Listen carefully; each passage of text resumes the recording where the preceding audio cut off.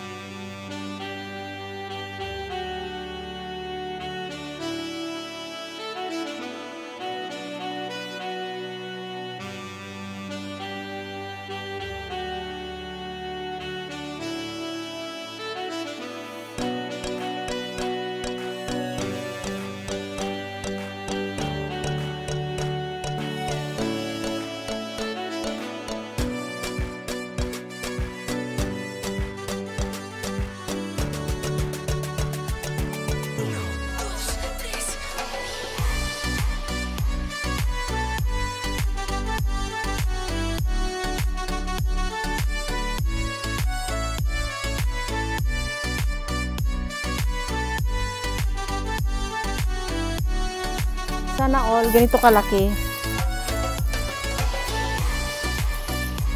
Sayang hindi pwedeng pumasok.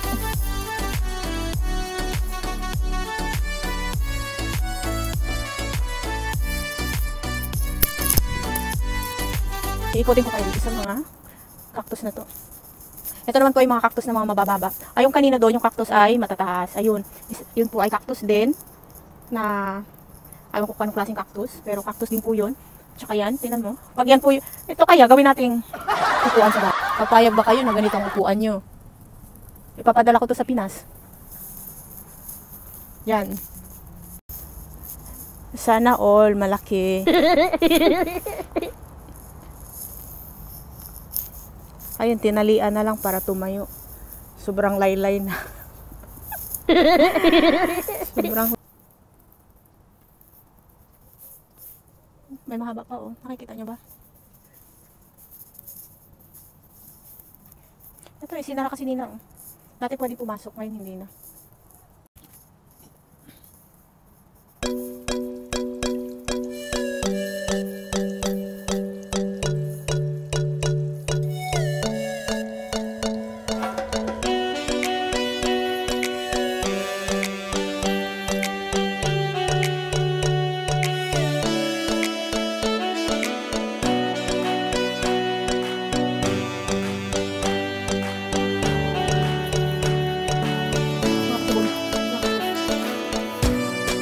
Yan po ang cactus dito sa taas. Maraming salamat po sa panonood ng aking maikling palabas. Guys, maraming salamat po sa panonood ng aking munting palabas. At ito po, dito po ako magtatapos. Andito po, yan. Sa mga hindi pa po nag-subscribe sa akin, kung gusto nyo pong abangan ang susunod na kabanata ng aking buhay, pindutin lang po yung ating kampana nandyan sa baba. Salamat po sa inyong pagtambay. Bye!